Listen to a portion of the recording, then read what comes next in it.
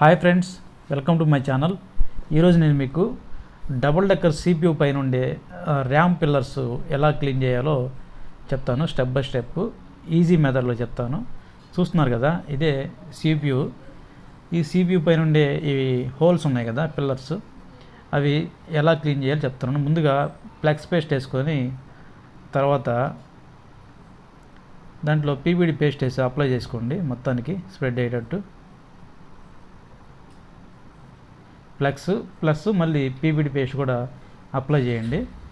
Apply చేసిన తర్వాత solder iron తోటి ఆ హోల్స్ ఎక్కడైతే ఉన్నాయో ఆ హోల్స్లో ఉన్న ఆ లెడ్ అంతా బయటకు వచ్చేలాగా ఓవర్గా రఫ్ చేయండి. అలాగా ఎందుకు ఇలా రఫ్ చేయాలంటే ఆ హోల్స్లో ఉన్న ఓల్డ్ లెడ్ ఉంటుంది కదా, పాతది, అంటే ఫోన్తో పాటు వచ్చిన లెడ్ ఉంటుంది కదా, ఆ లెడ్ మొత్తం క్లియర్గా బయటకు వచ్చేలాగా చేయాలి. ఈ సోల్డర్ ఐరన్కి ఇలా ఈ PVD పేస్ట్ ఎక్కువ ఉండటం వల్ల ఏం జరుగుతుందంటే ఆ హోల్స్లో ఉండేది మొత్తం దానికి అంటుకొని పైకి వస్తుంది అన్నట్టు. జాగ్రత్తగా క్లీన్ చేసుకోండి. ఊరక ఆ సోల్డర్ ఐరన్ తోటి అటు పెట్టగానే దానికి కరుచుకుంటుంది. ఎందుకంటే పేస్ట్ ఆల్రెడీ మనం అప్లై చేసాం కాబట్టి ఆ పేస్ట్కి ఈ సోల్డర్ ఐరన్కి ఉండే ఆ లెడ్కి లోపల హోల్స్లో ఉండే లెడ్ కూడా పైకి వచ్చేస్తుంది. జస్ట్ ఊరకట్ట మూవ్ చేయండి, సరిపోద్ది. చూస్తున్నారు కదా నేను ఎలా చేస్తున్నాను. ఇలాగా ఎక్కువ ఒత్తిడి చేయవద్దు, లైట్గా పైన చేయండి, ఫోర్స్ చేయొద్దు దాన్ని.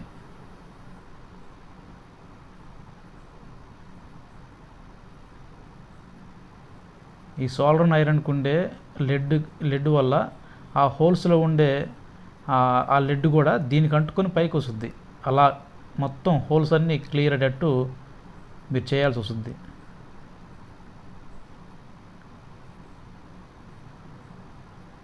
ఇప్పుడు ఒకసారి క్లీన్ చేద్దాము. క్లీన్ చేసేదానికి నేను ఈ మెకానిక్ 850 ఆయిల్ వాడుతున్నాను. ఇది చాలా బాగా క్లీన్ అవుద్ది. అంత మాత్రమే కాకుండా ఇది ఆటోమేటిక్ సింక్ అయిపోద్ది. CPUలోకి కానివ్వండి, బోర్డులోకి కానివ్వండి, ఈ ఆయిల్ అనేది సింక్ అయిపోద్ది ఆటోమేటిక్గా. అందుకే నేను దాన్ని వాడుతున్నాను. చూస్తున్నారు కదా, బ్రష్ ఒకటి తీసుకోండి. ఆ బ్రష్ని లైట్గా సగానికి కట్ చేయండి. నేను ఆల్రెడీ కట్ చేశాను. కొత్త బ్రష్ ఒకటి తీసుకొని దాన్ని కట్ చేసి ఆ కట్ చేసిన బ్రష్ తోటి క్లీన్ చేసుకోండి ఈజీగా. లోపల ఉన్న లెడ్ అంతా ఆల్రెడీ వచ్చేసింది ఇందాక మనం చేసిన పనికి. ఇప్పుడు ఈ కట్ చేసిన బ్రష్ తోటి రఫ్ చేస్తే ఏమైందంటే, బ్రష్ చేస్తే ఏమైందంటే లోపల ఉన్న రస్ట్ అంతా కూడా బయటకు వచ్చేస్తుంది. చూడండి, మధ్య మధ్యలో ఆయిల్ వేసుకుంటూ దాంతో క్లీన్ చేసుకుంటూ ఉండాలి. చూస్తున్నారు కదా.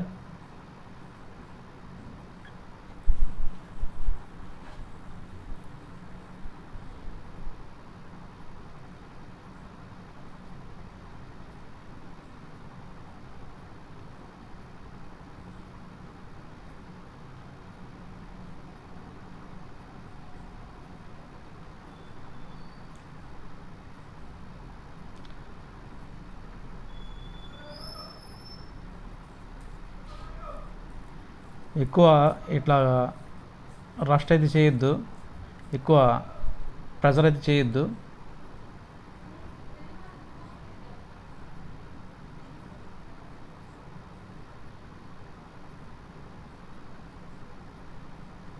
తర్వాత వైట్ క్లాత్ తోటి శుభ్రంగా తుడవండి, క్లీన్ చేయండి. చూడండి ఎంత బాగా క్లీన్ అయింది చూడండి.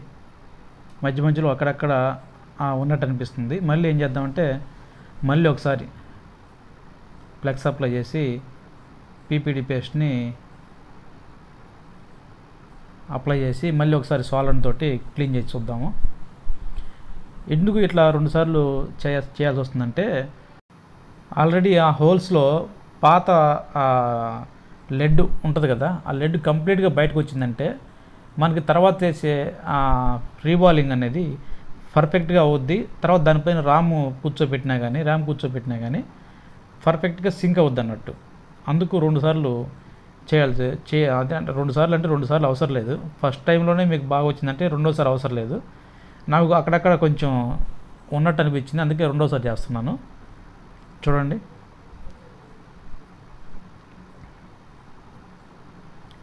మామూలుగా అయితే ఫస్ట్ అటెంప్ట్లోనే వచ్చేస్తుంది, పెద్ద విషయం కాదు. అయితే ఇక్కడ రాలేదు కాబట్టి రెండోసారి చేస్తున్నాను, వస్తే ఇబ్బంది లేదు.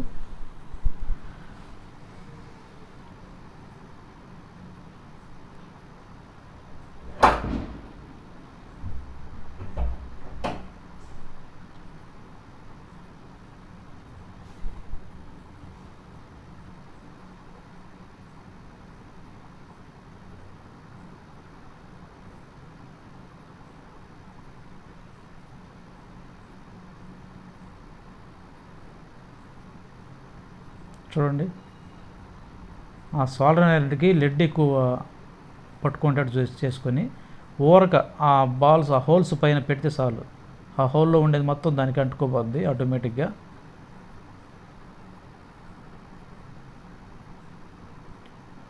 ఇట్లా క్లీన్ చేసుకోవాలి. కానీ ఆ హోల్స్లో లేకపోతే ఇది చాకో లేదంటే సర్జికల్ బ్లేడో లేకపోతే ట్యూజరో ఏదో ఒకటి పెట్టి CPU రిమూవ్ బ్లేడు ఏదో ఒకటి పెట్టి క్లీన్ చేసేదానికి ట్రై చేయకండి, అది వేస్ట్ ఆఫ్ టైం అన్నట్టు. అది ఆ హోల్స్ ఒక్కొక్క హోల్ని క్లీన్ చేయాలంటే చాలా టైం పట్టుద్ది. అసలు మెయిన్ డబుల్ డెక్కర్ ఫెయిల్ అవుతుంది ఎక్కడే అంటే ఇక్కడ దీన్ని క్లీన్ చేసే దాంట్లోనే ఫెయిల్ అవుద్ది. ఈ CPUకి ఈ ర్యామ్కి మధ్యలో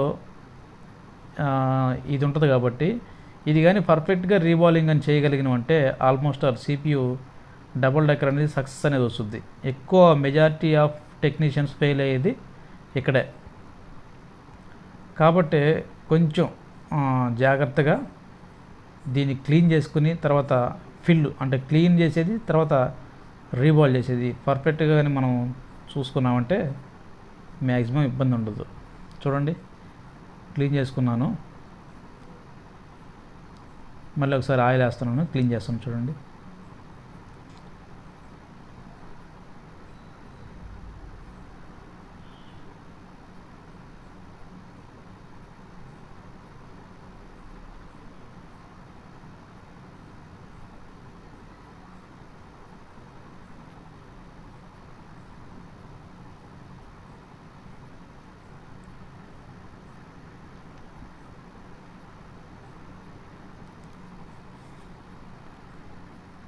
నేను ఈ లిక్విడ్ని కేవలం డబుల్ డెక్కర్ కోసమే మాత్రమే వాడతాను. చాలా బాగుంటుంది ఈ లిక్విడ్, కావాలంటే మీరు తెప్పించుకోవచ్చు.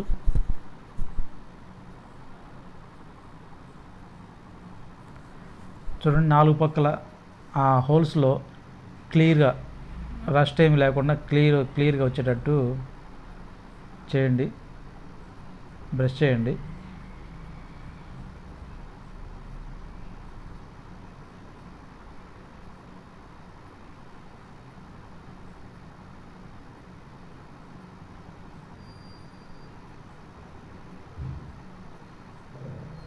ఎంత జాగ్రత్తగా ఎంత నీట్గా క్లీన్ చేసుకుంటామో అంత నీట్గా వర్క్ సక్సెస్ అనేది వస్తుంది. ఫ్రెండ్స్, తొందరపడొద్దు, ఇక్కడ దీని విషయంలో కాంప్రమైజ్ అవ్వద్దు. స్టార్టింగ్ చేసే వాళ్ళు అయితే అస్సలు కాంప్రమైజ్ అవ్వద్దు. ఇంత టైం పట్టదు మామూలుగా నేను మామూలుగా చేస్తే ఇంత టైం పట్టదు. కాకపోతే మీకు క్లియర్గా వివరించాలి కాబట్టి 1కి 2 సార్లు చేయాల్సి వస్తుంది, మీకోసం మాత్రం చేయాల్సి వస్తుంది. మామూలుగా అయితే ఇంత టైం పట్టదు. మినిమం అంటే ఒక 7-8 నిమిషాల్లో నాకు ఈ క్లీనింగు తర్వాత రీబాలింగ్ మొత్తం అయిపోద్ది నాకు. తర్వాత ఈ బ్రష్ ఉంది కదా, CPU క్లీనింగ్ బ్రష్, ఈ బ్రష్తో క్లీన్ చేసుకోండి. ఈ బ్రష్ కూడా చాలా బాగుంటుంది. హోల్స్లో ఏమన్నా రస్ట్ ఏమైనా ఉంటే నీట్గా క్లీన్ అయిపోద్ది. చూస్తున్నారు కదా,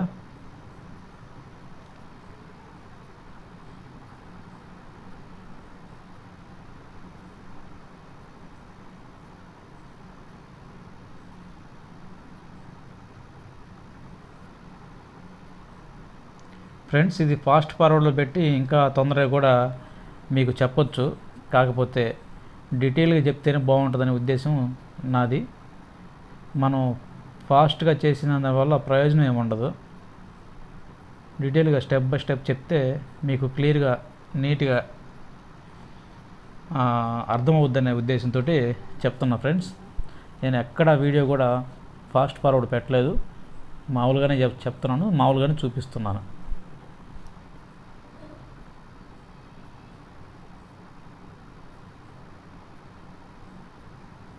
చూడండి ఎంత క్లీన్గా మీరు అది క్లీన్ చేసుకుంటావో, ఎంత నీట్గా క్లీన్ చేసుకుంటారో అంత నీట్గా వర్క్ అనేది ఉంటుంది ఫ్రెండ్స్. చూడండి శుభ్రంగా నీట్గా వచ్చేసింది చూడండి.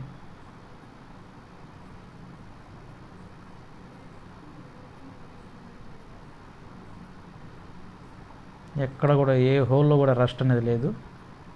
ఇట్లా క్లీన్ చేసుకోవాలి, అంతేగాని సర్జికల్ బ్లేడు ఆ హోల్స్లో పెట్టి తిప్పడము, తర్వాత CPU ఓపెనింగ్ బ్లేడు తీసుకొని ఆ హోల్స్ను పై కింద కంటం క్లీన్ చేయడం అట్లా చేయొద్దు, వేస్ట్ ఆఫ్ టైం అది. చూడండి ఎంత నీట్గా క్లీన్ అయిపోయిందో.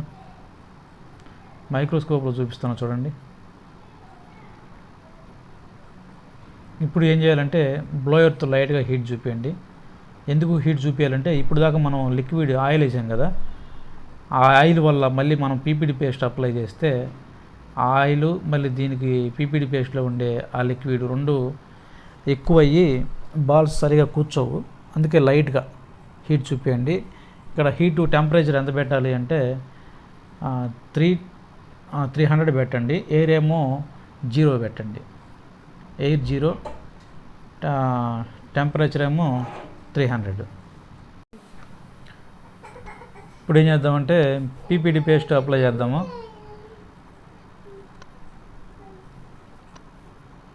పీపీడీ పేస్టు యాజిటీజ్గా అప్లై చేయండి. దాంట్లో ఉన్న లిక్విడ్ తీసేయడము, లేదంటే ఇంక వేరే ఏం చేయొద్దు.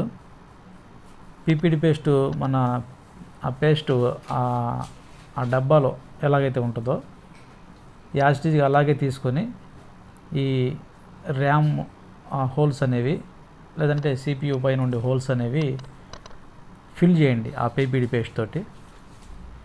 యాజిటీజ్గా చేయండి. దాంట్లో లిక్విడ్ మొత్తం బయటకు తీయడం అలాంటివి ఏం చేయొద్దు.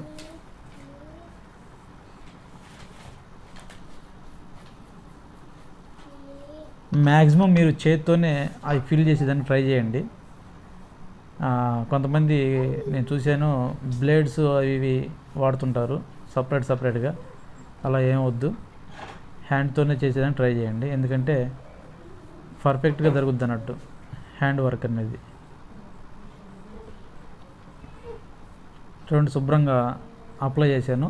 వైట్ క్లాత్ తోటి శుభ్రంగా క్లీన్ చేసుకోండి పైన. తర్వాత సైడ్లు కూడా మీకు లెడ్ ఉంటుంది, పీపీడీ పేస్ట్ ఉంటుంది. ఆ పీపీడీ పేస్ట్ సైడ్ది పైనది మొత్తం శుభ్రంగా క్లీన్ చేసుకోండి.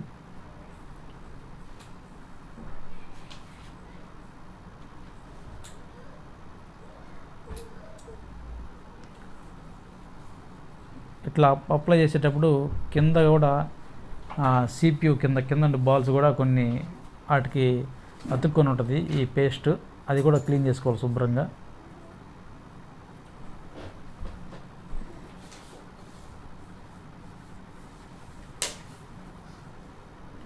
చూడండి శుభ్రంగా క్లీన్ చేసుకున్నాను. ఈ దీన్ని క్రాస్గా ఉంచి లైట్గా హీట్ చూపించండి. హీట్ ఎంత పెడతారంటే 300, ఎయిర్ ఏమో 0 పెట్టండి. క్రాస్గా ఆ CPUను క్రాస్గా పెట్టి ఒక మూల నుంచి ఒక సైడ్ నుంచి హీట్గా ఇచ్చారండి. చూడండి ఎలా బాల్స్ అన్నీ ఎలా కూర్చుంటున్నాయి చూడండి. అంతే, ఒక పక్క నుంచి స్టార్ట్ చేయండి, లైట్గా క్రాస్గా పెట్టండి, బాగా సింక్ అయిపోద్ది అన్నట్టు. మనం అప్లై చేసిన పీపీడీ పేస్ట్ బాగా సింక్ అయ్యి పర్ఫెక్ట్గా కూర్చోండి. చూస్తున్నారు కదా పర్ఫెక్ట్గా కూర్చుంది. ఇప్పుడు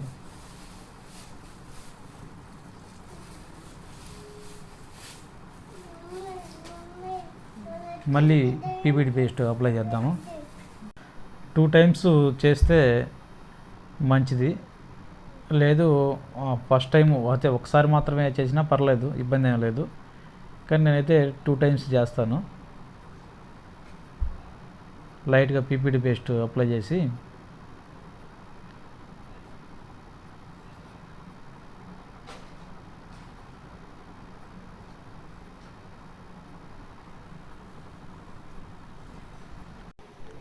ఆ హోల్స్లో ఉండే ఆ బాల్స్ అప్ అండ్ డౌన్స్ రాకూడదు ఫ్రెండ్స్, కరెక్ట్గా ఒకటే లెవెల్ రావాలి. అప్ అండ్ డౌన్స్ వచ్చాయంటే మీకు ర్యామ్ ప్రాపర్గా కూర్చోదు, తద్వారా మీరు డబుల్ డెక్కర్ సక్సెస్ అనేది రాదు. ఆ బాల్స్ అప్ అండ్ డౌన్స్ రాకుండా ఉండాలంటే మీరు క్లీన్ చేయడం అనేది కరెక్ట్గా ప్రాపర్గా క్లీన్ చేసుకోవాలి. తర్వాత ఫస్ట్ అటెంప్ట్లో ఫిల్ చేయడం కూడా ప్రాపర్గా కరెక్ట్గా ఫిల్ చేసుకోవాలి. సెకండ్ అటెంప్ట్లో కూడా జాగ్రత్తగా ప్రాపర్గా పీపీటీ పేస్ట్ని ఫిల్ చేసి తర్వాత హీట్ చూపించాలి. శుభ్రంగా క్లీన్ చేసుకొని వైట్ క్లాత్ తోటి శుభ్రంగా క్లీన్ చేసుకొని సైడ్లో ఉన్న పీపీటీ పేస్ట్ కూడా కట్ చేసుకొని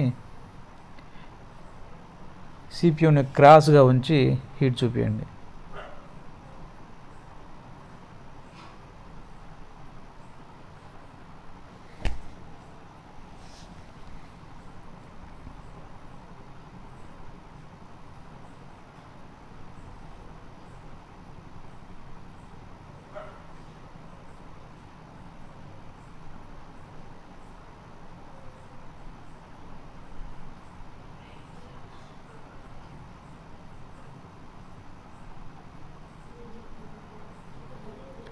చూస్తున్నారు ఫ్రెండ్స్, క్లాత్ తోటి శుభ్రంగా క్లీన్ చేసుకోండి. క్లీన్ చేసుకున్న తర్వాత సిపియూని క్రాస్గా పెట్టి హీట్ చూపించండి. 300 టెంపరేచరు, ఎయిర్ ఏమో 0. కొంచెం దూరం ఉంచండి బ్లోయర్ని, ఎందుకంటే ఆ హీట్కి మళ్ళీ బాల్స్ ఎగిరిపోయి ప్రమాదం ఉంది కాబట్టి. చూడండి నీట్గా ఎలా రీబాల్ అయిందో.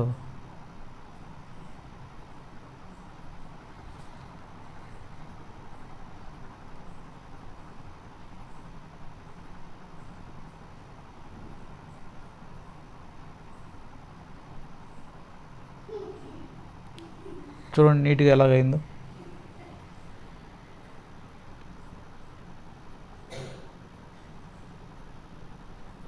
ఒకసారి క్లీన్ చేసుకుందాం మళ్ళీ. యాక్చువల్లీ నేను రికార్డ్ చేసింది ఈ విధంగా అన్నట్టు. జూమ్ ఎందుకు చూపించారంటే జూమ్ చూపిపోతే సరిగా మీకు అర్థం కాదని ఆ వీడియోనే మళ్ళీ జూమ్ చేసి చూపించాను ఫ్రెండ్స్. ఇప్పుడు దాకా మైక్రోస్కోప్ ఉంది కానీ దానికి కెమెరా లేదు, అందువల్ల ఇలా చూపించాల్సి వచ్చింది. చూస్తున్నారు కదా, అదే కెమెరా కానీ మైక్రోస్కోప్ ఉండుంటే అసలు ఎప్పుడో చేసి ఉండాల్సింది డబుల్ డెక్కర్ అనేది. అది లేదు కాబట్టి లేట్ అవుతుంది. అయినా ఊరికి ట్రయల్ చేస్తున్నాను అన్నట్టు. చూడండి అన్నీ కూడా పర్ఫెక్ట్ కూర్చున్నాయి కదా, ఒక బాల్ అప్ అండ్ డౌన్స్ ఏం లేకుండా. ఓకేనా ఫ్రెండ్స్, థ్యాంక్స్ ఫర్ వాచింగ్.